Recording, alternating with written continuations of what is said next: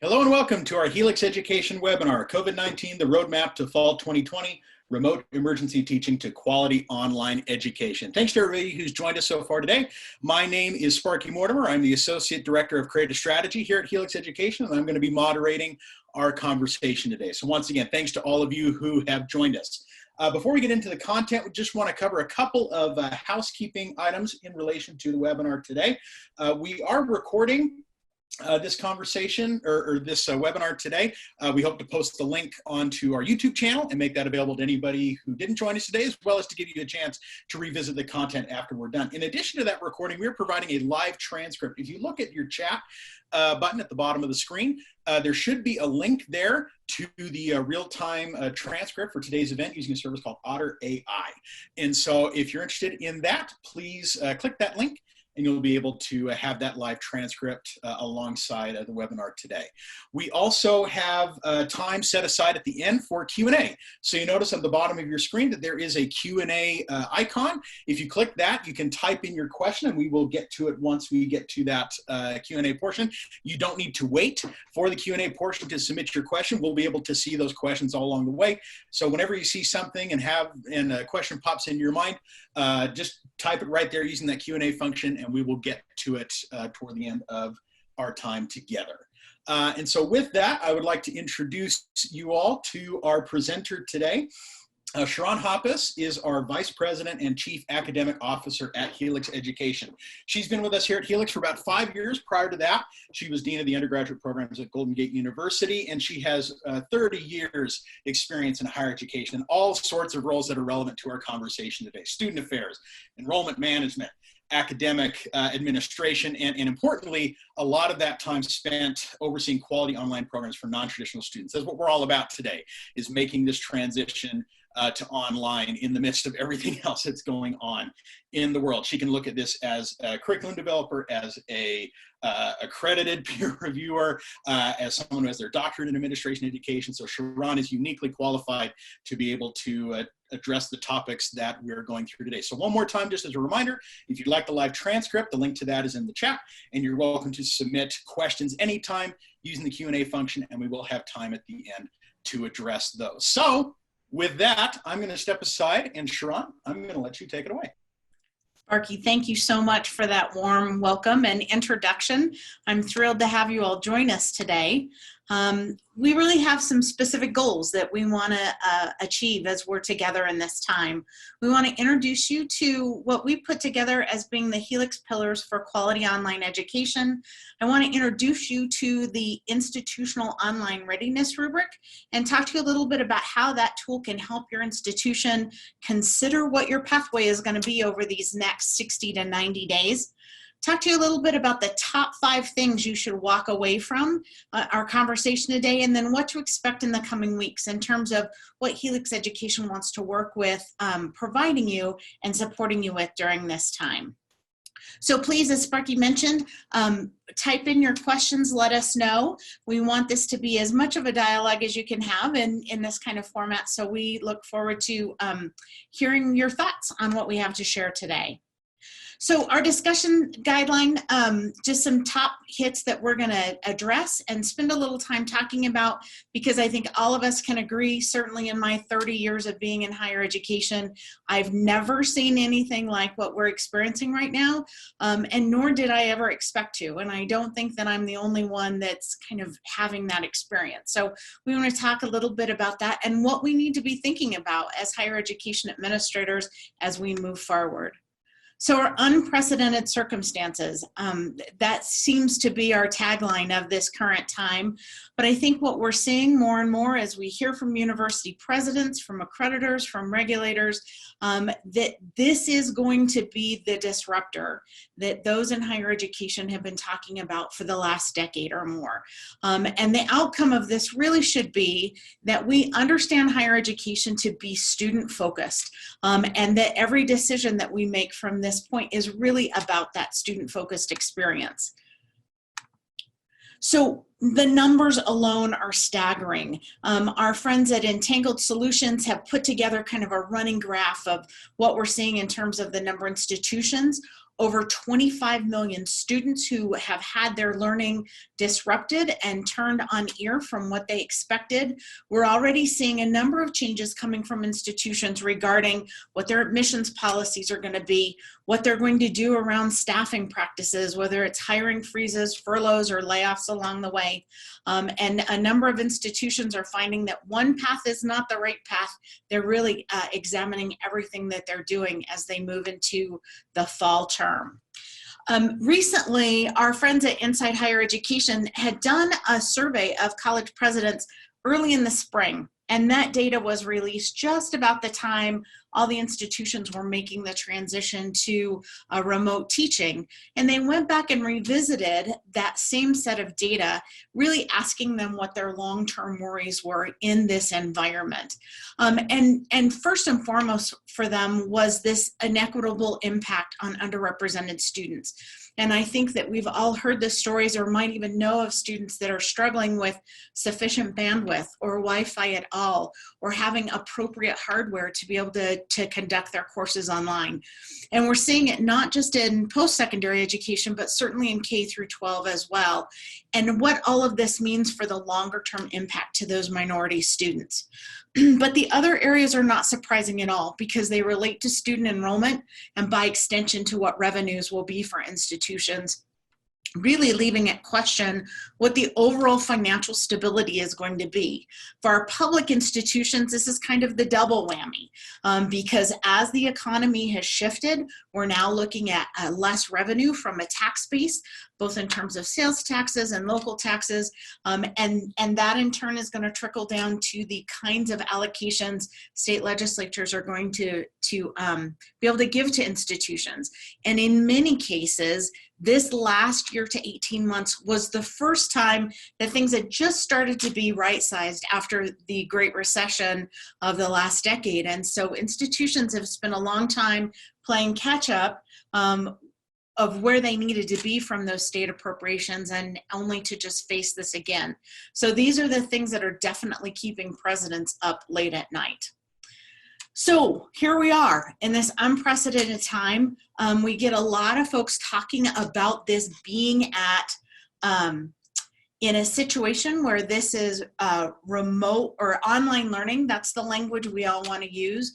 But I think the reality of it is that we really want to think about this as being remote learning or even emergency remote teaching.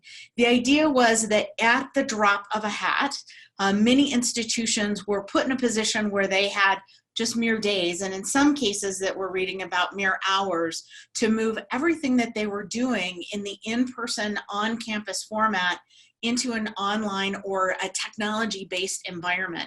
And much of what happens that quickly, as you can understand, was it was simply a matter of shifting synchronous time and place-based learning to synchronous online learning using Zoom, using Google Groups, other things that are available to us.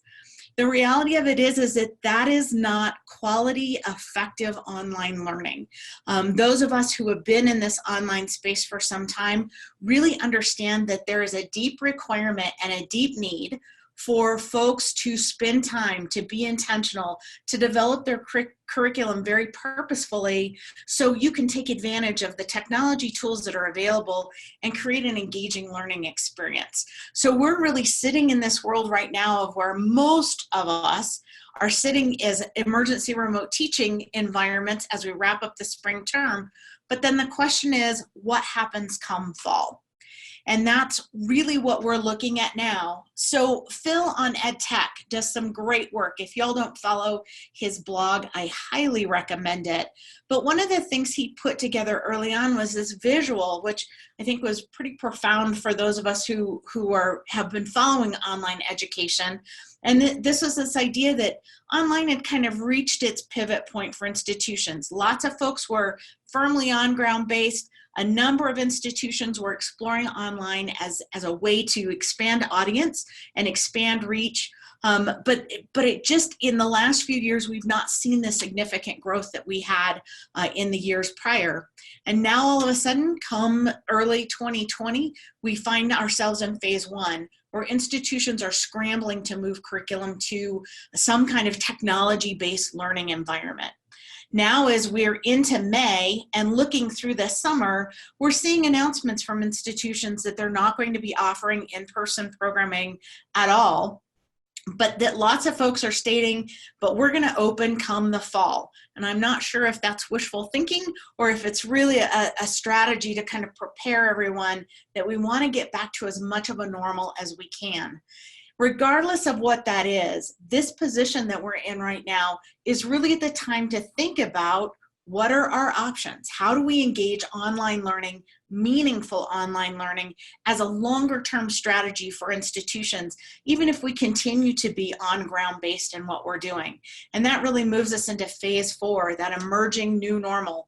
Not quite sure where full online learning is going to go, most likely levels higher than what we've experienced. But I think the reality of it is that regardless of the circumstances, we're going to find ourselves doing one of two things. That's either extending our online operations as a result of what we're experiencing with COVID-19 and the sense of disease on what exactly is going to happen. Are we going to be facing future rounds of this becoming a pandemic crisis?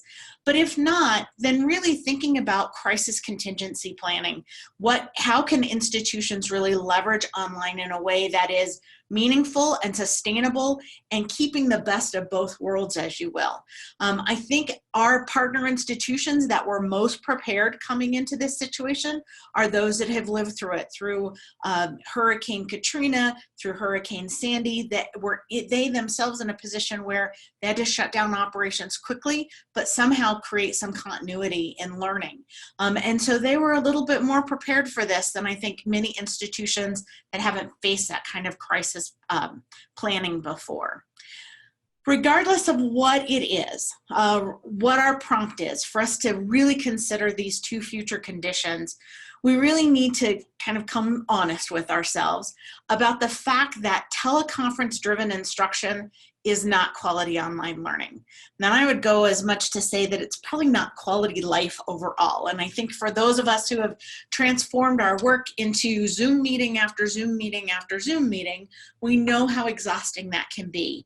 We also know that synchronous activities for our students are really not sustainable because that sense of locking someone into a time and place when they're dispersed across the country or in some cases around the globe really isn't the best way to be sensitive or to be understanding of what student circumstances are and how they might best want to learn or need to learn.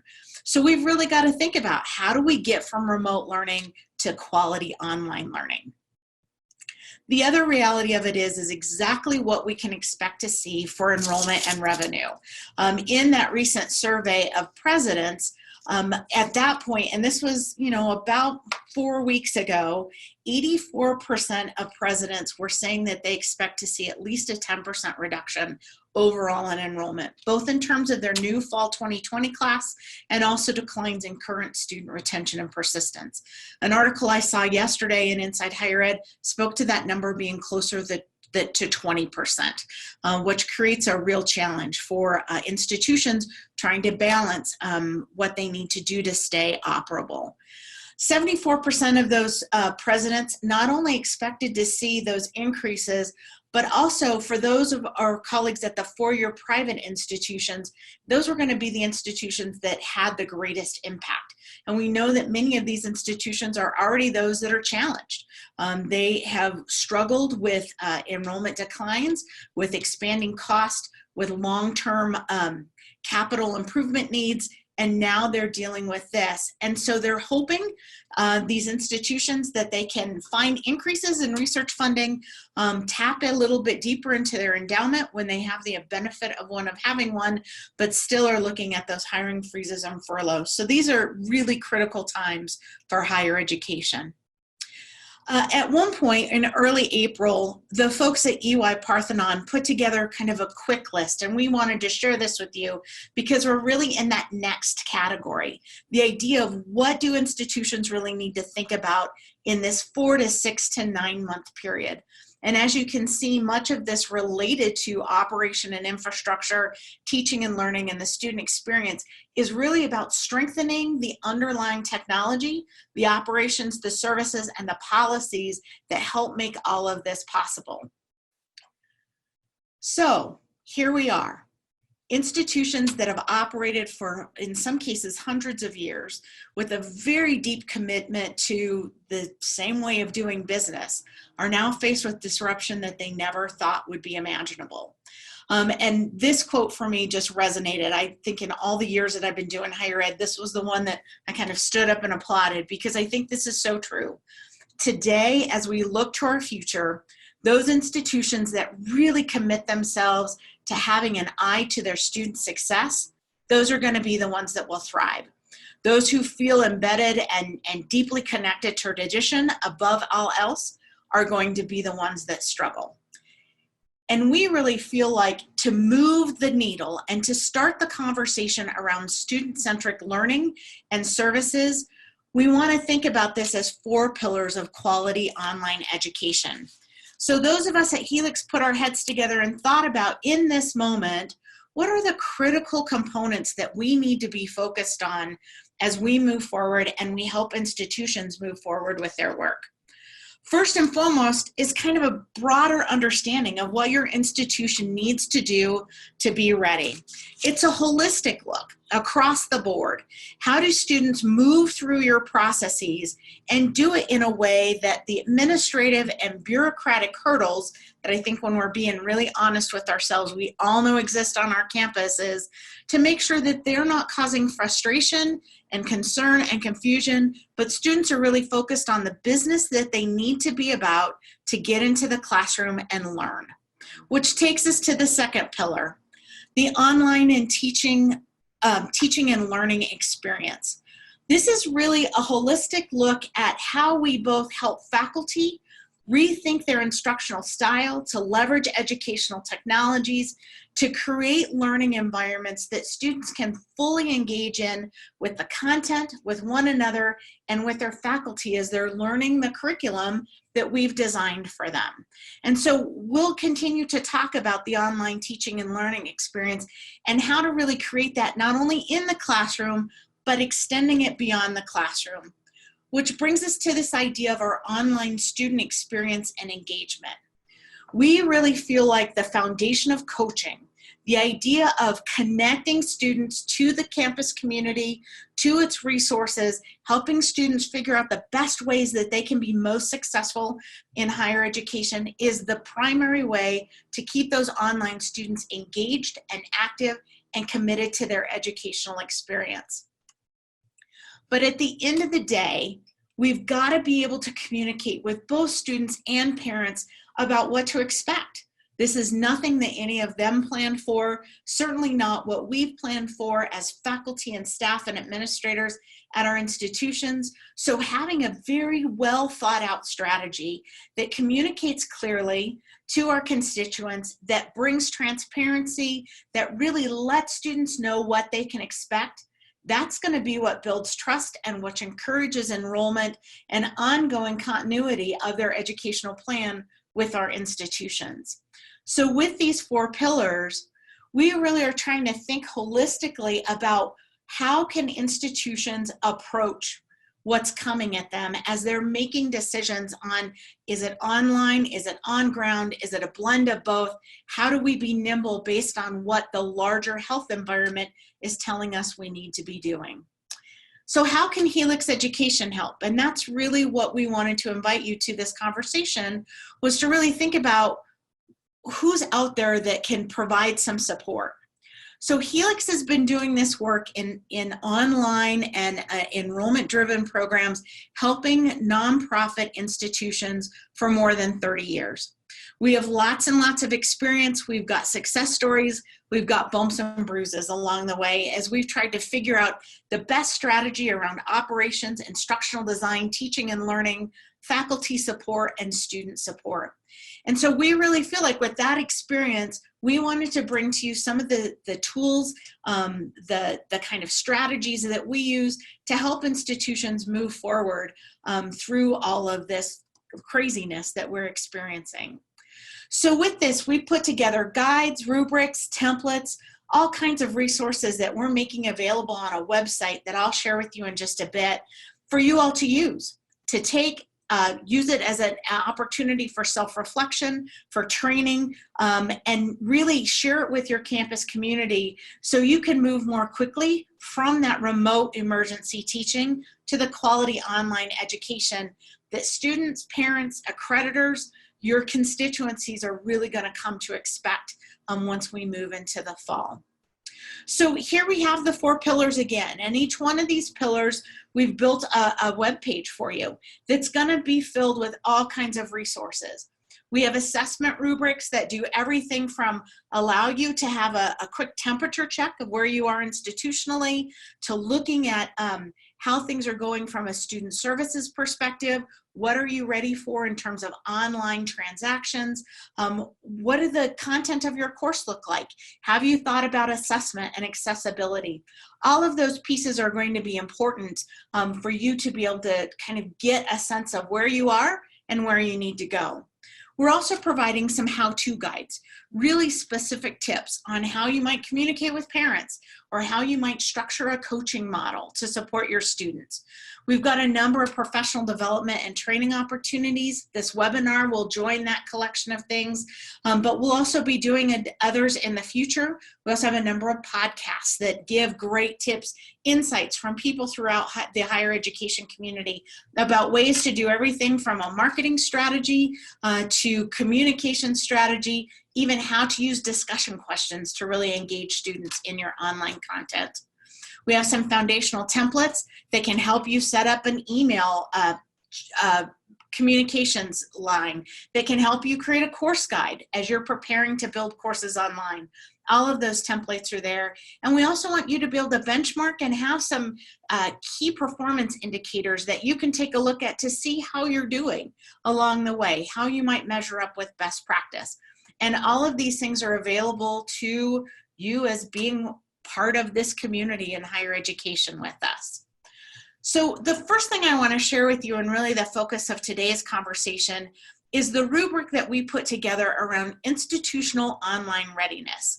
It's 37 points, and it really covers everything from the regulatory environment to policy and practice and to faculty.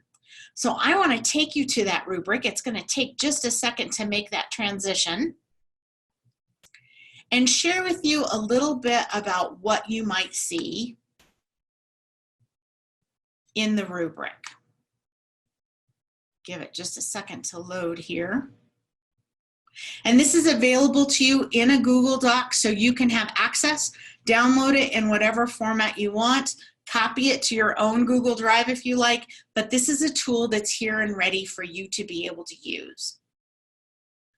So as we scroll down, the joy of technology, right? You can see, and I just want to touch on a couple of categories with you just so you get the sense of the kind of information that's in here. So this first category, regulatory, one of the most important things to think about is state authorization.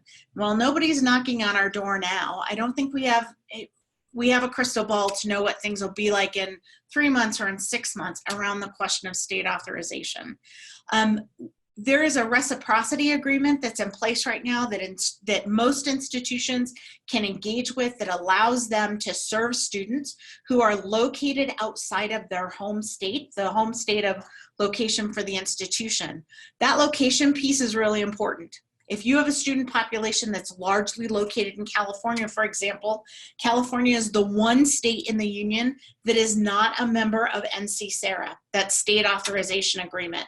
So you'll want to make sure that you've got measures in place to ensure compliance with the Bureau for Private Post-Secondary Education, and I provided the link there.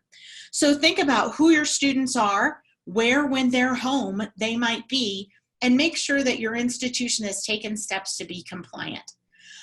There's a number of things related to regional and specialized accreditors at this point where we've seen accreditors provide grace, meaning they're giving all kinds of room for institutions to be able to bring programs online that they may not otherwise. Again, these may be temporary circumstances, and at some point they may either revamp their expectations around this or might begin to provide specific guidance. So you'll want to be sure to follow those steps from both regional and specialized accreditors.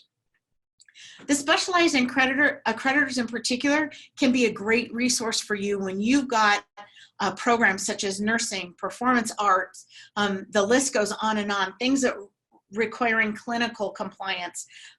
Those are all things that many specialized accreditors are providing guidance on. So institutions know their framework as they begin to look at what needs their attention and what would be allowable to stay accredited, to give students the kind of structure they need for licensure or anything kind of post all of this. So be sure to track and follow them. Around technology and support, one of the big things that we recommend is that you think about your educational technology toolkit. I've seen a number of institutions in this time kind of say, hey, this is great, look at all these free tools that we have access to, as more and more companies are providing access to their technologies to be able to use in learning management systems.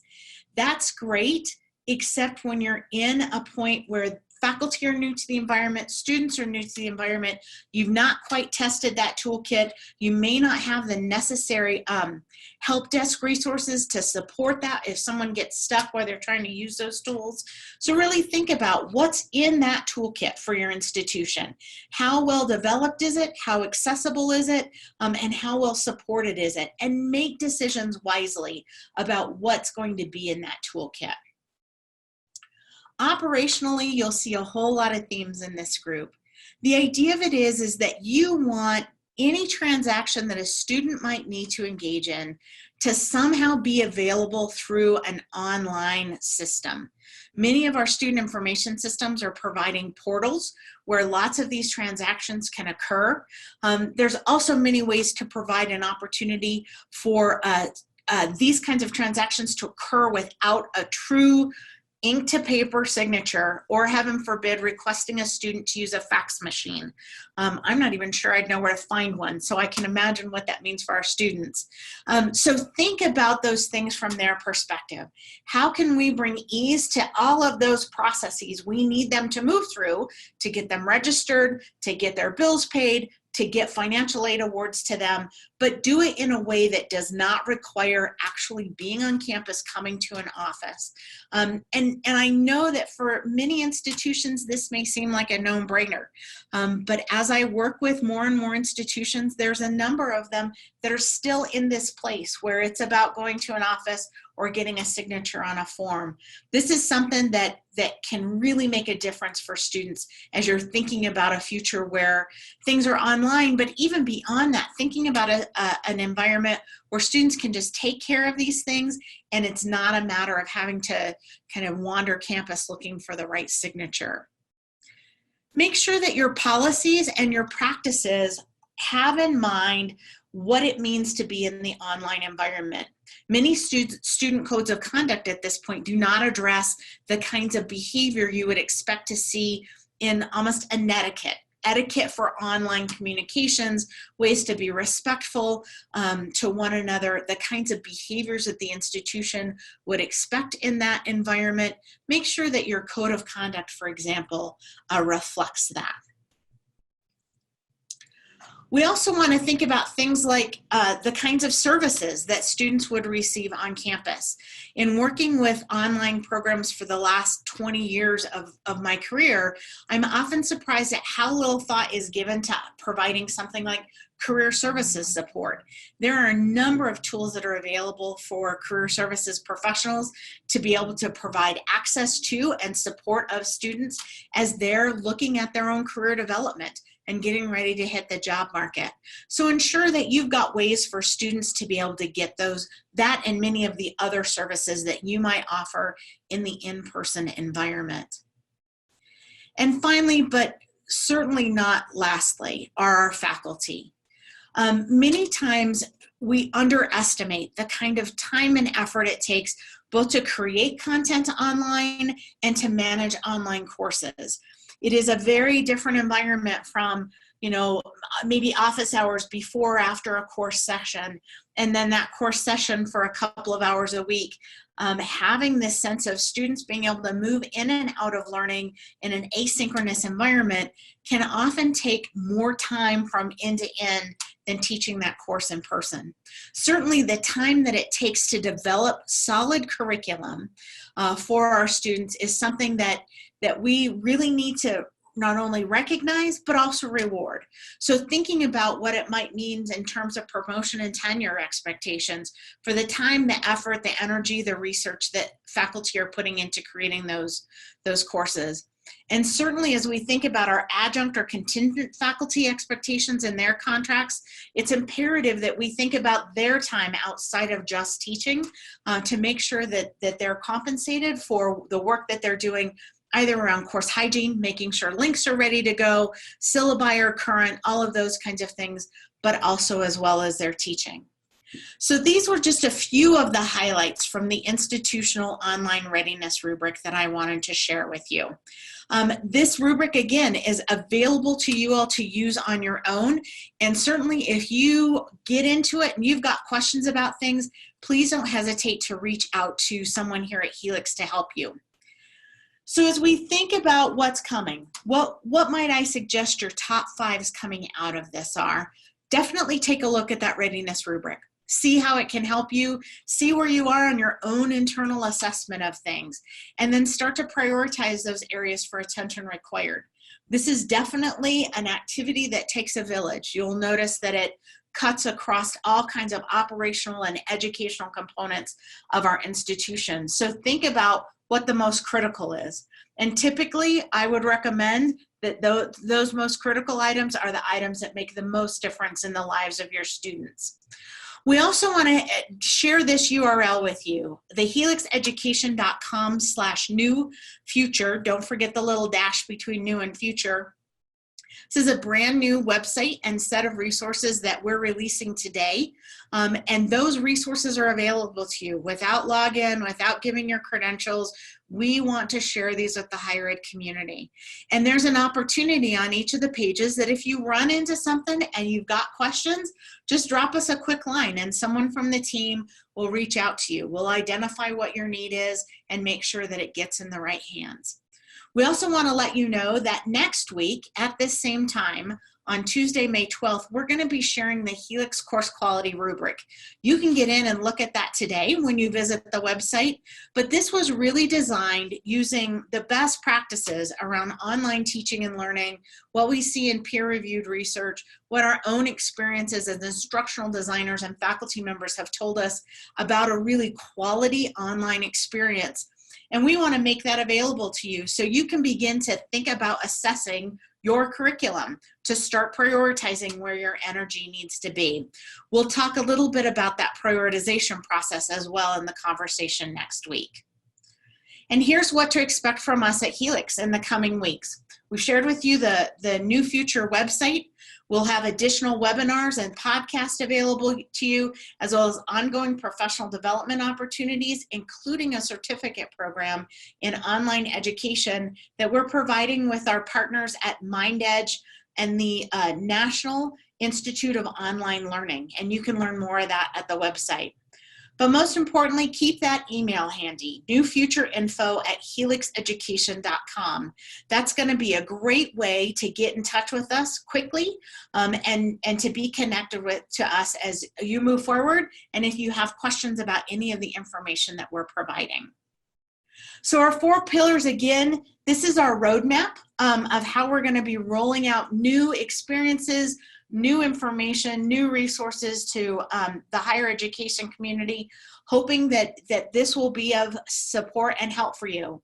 I would also encourage you, if there's a topic that you're particularly interested in, you'd like us to spend some more time, maybe we didn't address it within the 4 pillars, reach out to that email address, let us know, because we are more than happy to be a part of finding solutions with you and connecting you to resources that will really make a difference as we move forward. So our goals, we introduced you to the Helix pillars, we talked about the online readiness rubric, and we shared our top 5 things. And now you have a sense of the roadmap, and I hope that you'll find that helpful as you move forward on your journey through the coming months that move us into fall 2020. So Q&A, Sparky's going to help me. If you've asked some questions, we'll try to get you some answers. All right, excellent. Thank you so much, Cherron, for everything that you shared. So if you joined us a little bit late, that's okay. There's a Q&A icon at the bottom of your screen. You can click that and type in your question, and I'll direct that to Cherron. We've already got some questions in the Q&A, so thanks to those of you who have shared questions so far. So Cherron, I'm just going to read them straight as they were sent to me, and I'll let you have at them. So our first question says, our curriculum committee, comprised of mostly faculty, a few staff, and the academic dean, has only ever vetted in-person classes. How do we train and then put into place a new structure for assessing the quality of online courses? There are some really great resources that are available, both in terms of information that you can find by doing online education searches on Amazon, that you can find from a number of the professional organizations that are focused on online learning. We also wanted to be able to contribute to your work around this. So I would say if I'm at your campus and trying to puzzle through this answer, the first thing I do is want to take a look at the quality rubric and think about how we align our current structures for online learning to that rubric. Where are we hitting it kind of holistically, and where are we missing things? And then begin to dig in. So much power comes from conversation amongst faculty. Find those faculty who have experience teaching online. If not at your own institution, maybe at another. But bring them in to talk about what they see and have experienced really resonates with students, that gets them engaged in the content and with one another, and really put emphasis around there. And finally, I think that the outcome of this effort should be to look at two key indicators. One is going to be around your learning outcomes assessment strategy. Do you have really clear outcomes in your courses?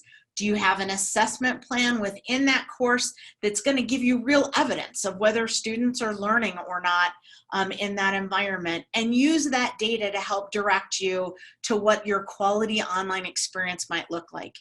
The other thing is listen to your students. Give them opportunities for feedback. I know the course evaluation is not the end-all be-all, but it should certainly be part of triangulating data from your student body around what works for them as learners and where you might be deficient. And listen to them. They understand what clicks and what resonates, and they also understand where they struggle, and will honestly give you that feedback. So whether it's student satisfaction surveys, or it's course evaluations, or it's focus groups, give them places and opportunities to provide that voice and have that inform your curriculum process as well. Excellent, Cherron. All great points. Thank you very much. All right. We have another question about, and you addressed this at the beginning. We're hearing from higher education leaders that their campuses will be open come August. What does that mean for our considerations from the move away from remote emergency teaching? How do you address that, Cherron?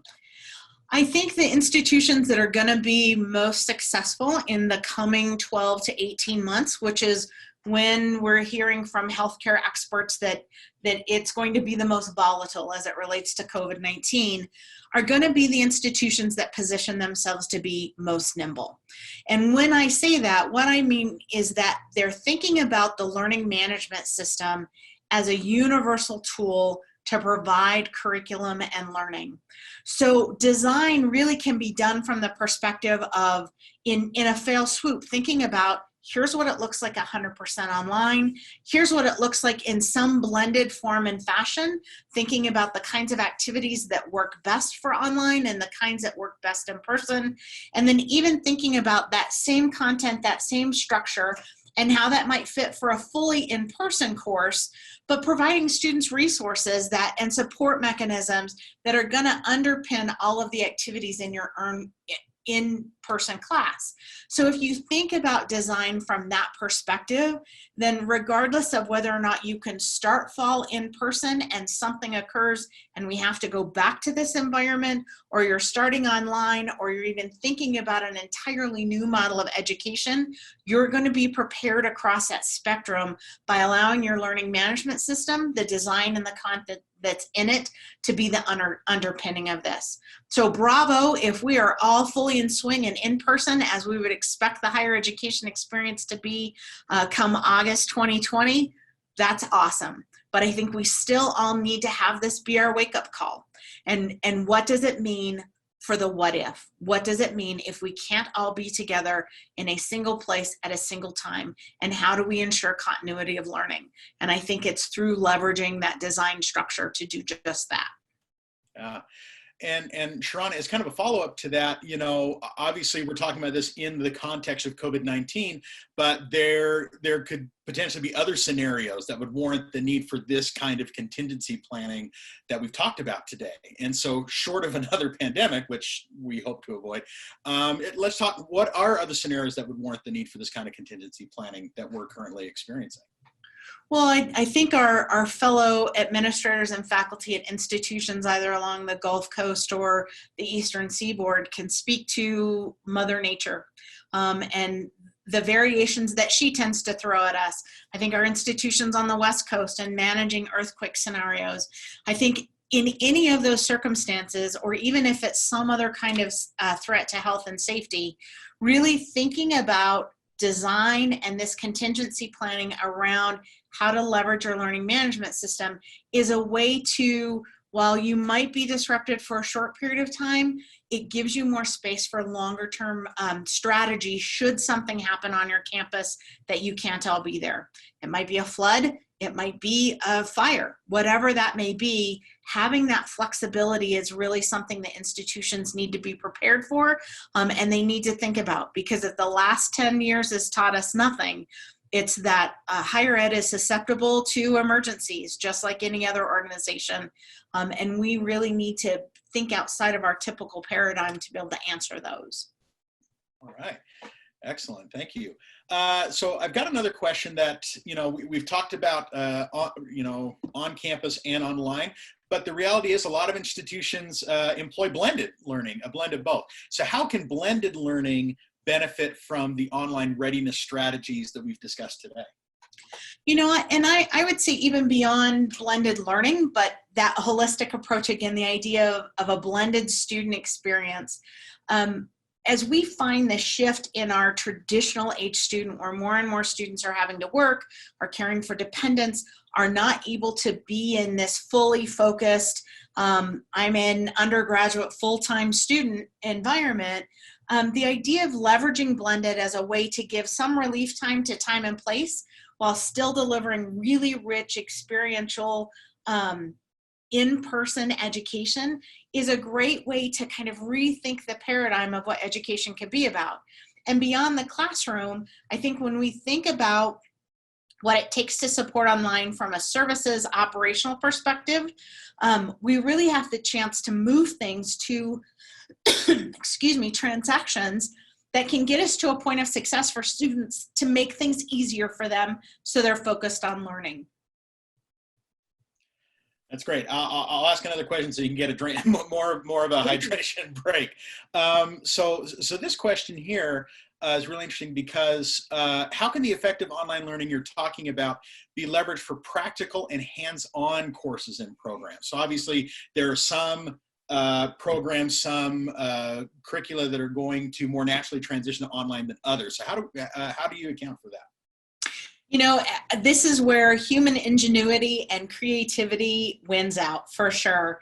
I think that this is going to be a space of continuing conversation, and we're going to see development in technology that helps us do that. But let's take vocal production, for example. Trying to do that in a Zoom room, for example, is really difficult. Sound is not going to be the same on the end of the recipient as it is where I'm sitting. There's going to be latency and Wi-Fi, meaning delays in how that sound carries. Certainly if you're trying to do an ensemble in a synchronous environment, that's going to be tough. But when we think about how we can bring together performance art, audio technology, and our friends in the digital space who can create these beautiful ensemble performances as a way to learn, we really are thinking about ingenuity at hand. This is where the specialized accreditor is going to be absolutely critical for guidance, because they're the ones that are at the forefront in thinking about what your nurses need to be doing, what's okay through a simulation, and at what point do student nurses need to actually be hands-on with patients to have it be an adequate educational experience. So I think really listening to one another and problem solving to one another with one another is going to be how we solve this question. Excellent. Thank you, Cherron. We've got a question specifically about the rubric. It just says, the rubric that you shared earlier, will this rubric be shared with me or us on Google Doc? And so I think for that one, again, if you go to helixeducation.com/new-future, that's the website where all those resources are going to be. That rubric in particular is on that online, institutional online readiness pillar. And so if you go to that page and then you click on the institutional online readiness icon there, it will take you to the page where you can access and download that rubric. Anything else I left out, Cherron? Nope, you're right on target, Sparky. Thank you. Right. Excellent. So I see another question here. I'm an administrator at a tenure-heavy institution with many faculty who find online teaching somewhere between difficult and repugnant. I can make them teach, but I cannot make them teach well. How do I incentivize good behavior with no money to do so? I think first and foremost is to remember that faculty, part of why they chose to be in this role is because they love the process of learning, they love the process of sharing information, and they love the process of watching their students grow. And when you start with that underlying assumption, it becomes much easier to think about how to both encourage and incentivize our faculty. I think one of the things that's critical, and we talked about this in the online readiness rubric a bit, is this idea of how do you create structures within our typical service, research, and pillars of how faculty are evaluated. How do you ensure that there is attention to pedagogy in the online environment? As much as you want them teaching quality in an in-person environment, how can we then reward and recognize their work as they're developing courses in the online space? Also, how do we create space for support, for training and development, and for instructional designers who are actually trained to do this work with them? When we think about doctoral programs across the country, short of those who are in curriculum and instruction, very few of us, me included as a higher ed administration doctoral student, are trained on how to bring information to the classroom and how to teach our students. Then we want to layer on all of the technology and all of the strategy around doing this online to folks that really have not had support in being the best at it. So as much as possible, create that infrastructure of support for faculty so they have a place to go and they have colleagues in the instructional design team that can help them be successful. And I think ultimately, create a culture within your institution that rewards this, that celebrates it, that acknowledges it, even beyond formal tenure and promotion structure. But really just acknowledgement of the kind of transformation that can happen for students who are online, who can't be on our campuses for whatever reason, but watching them still grow and learn. That's a great way to celebrate and even encourage those faculty further. We'll be talking more about this as we move into the sections on quality online teaching and learning, providing some more tools, some more strategies, and some very specific training for faculty and the design teams that will be working with them to ensure that they really are delivering the quality that I trust they want to deliver. All right, I see one more question, and then after that, we'll go back and we'll share that URL once again and that email address that people can use for more kind of. So one last question for you, Cherron. It's also about finances, like we were talking about. Should institutions consider a pricing structure where online courses have a lower tuition rate than in-person instruction? What's your take, Cherron? My first reaction is no. If you haven't already set that up, I don't recommend doing it because I think we all understand that price often sends a message of quality. And I don't think we want to do anything to indicate that quality online learning is less than. If you've already got an institution that has that tiered structure and your students are going to end up being online, my recommendation to you is that you charge them the online price that you've already set for your tuition. I think that students make a good point when they're paying the premium at their institution and what they're getting is online, which is priced differently. If they had just chosen a different path or selected online from the get-go, that's a different kind of conversation. I also think that students should think very carefully about the messages that their tuition sends, but I think they need to be sensitive to this environment, in that there needs to be ways to incentivize, to encourage, to support students to think about online as a really quality experience, and one that will allow them to continue without interrupting their progress to graduation.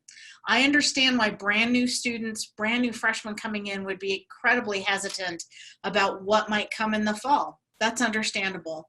But even more so, students who are actively pursuing their degree at this stage, that are faced with the thought of delay because this is not the experience that they signed up for, those students in particular need to be encouraged and assured that this quality online learning environment is going to be one that will help them be successful, help them get to graduation, and help them be ready to take those next steps in their lives. And so however we can think about incentivizing, supporting, providing scholarships, whatever that might be to encourage that continued enrollment, I highly encourage us to do that. All right. Excellent. We did have another question sneak in, so before we wrap things up. So I've got a question. I have no instructional design or tech support, but want to learn how to develop and teach using better methods than Zoom, etc. Where can I learn to do this? And so, Cherron, what are some other resources that are available to help with developing and teaching using better online methods? So absolutely, I encourage you to check out our quality teaching and learning pillar. That information is available this afternoon. We'll continue to build on that. Next week, we're going to talk about the quality rubric and what it means to assess your courses and think about improvements and ways to really make the most out of your online environment. The other thing that I would encourage you to do, and actually if you want to drop me an email at the info, let me bring that back up again for you, at the new future info at Helix Education, drop me a note. There are some great books that are out there, a couple I'm partial to, written by some of my faculty at the University of Alabama, that I'm happy to share some title names and point you in the right direction to check out some of those resources as well. So I'm happy to share more with you, and you are certainly welcome to join us for our ongoing conversations around this. All right, excellent, Cherron. So now that we're here, just one more time, just again, thank you so much, Cherron, for all of everything that you shared with us today. This is a great time. So just one more time, if you're interested in learning more and in letting us at Helix Education help you with this transition, there's the website, helixeducation.com/new-future. And a reminder what's on that site. We've identified 4 pillars of quality online learning. And so you will find webinars, podcasts, professional development, benchmarks and KPIs, how-to guides, best practices, foundational templates, all sorts of resources that are available to everyone who could use a little help with this transition. And again, as you go on the site and as you interact with these resources that we have curated, and you want an additional layer of assistance, there's the email address right there, newfutureinfo@helixeducation.com. Like Cherron mentioned, if you email us there, then we'll be able to have some additional help sent your way. So before we wrap up, once again, thank you to Cherron for everything that you shared today. Thanks to everyone who attended, and particularly those who submitted questions. We appreciate your engagement and your interest in this opportunity. So on behalf of Helix Education, my name is Sparky Mortimer. Thank you once again for your time and for your attention. Stay safe. We're all in this together, and we are ready to support you any way that we can. So with that, we wish you a happy Tuesday, a happy Cinco de Mayo. Enjoy the rest of it, and all the best to you and your institutions moving forward. Thank you, everyone. Bye-bye.